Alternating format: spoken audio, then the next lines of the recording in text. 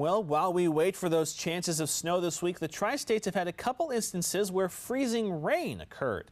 These instances led to some dangerous travel conditions that thankfully didn't last too long. Our Hagen Zinniker has more information on how these events occur and what else can happen. The winter season can bring multiple types of precipitation, most notably snow and sleet. However, one precipitation type that can also occur is freezing rain, and it can do a lot of damage without that much precipitation falling. The other forms of winter precipitation can also cause problems and damages, but those types require a lot more precipitation to fall and are location dependent. An inch of snow falling in Iowa won't cause that much travel impacts or damages than if it fell in Alabama. Freezing rain, on the other hand, regardless of precipitation amount, can cause massive travel problems anywhere. But what are the ingredients that lead to the development of freezing rain? To make freezing rain, it requires a specific set of circumstances in the upper levels of the atmosphere.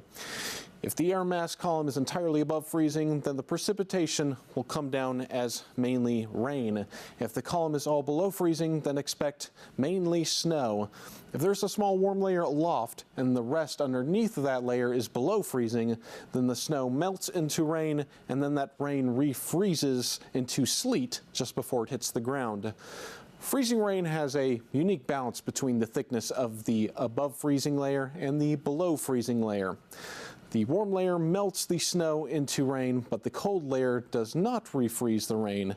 It instead supercools it, and it freezes upon contact with the surface.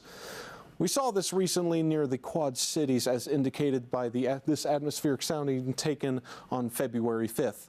The layer indicated by letter A is where all the ice crystals develop and precipitate downwards. They counter a very warm and windy layer indicated by letter B, and those ice crystals then melt into fine water droplets.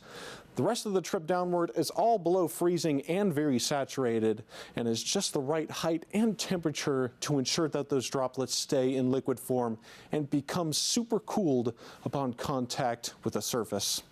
Only about 0.1 inches of ice accumulation developed from this event, and it was enough to cause several accidents on roads around the Quad Cities area.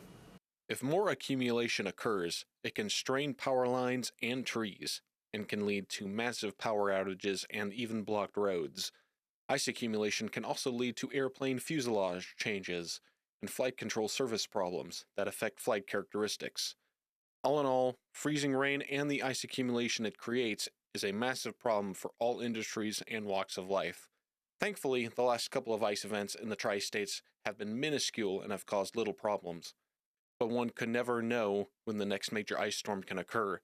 So keep that salt close, keep the forecast up to date, and plan ahead so you don't get caught lacking basic essentials.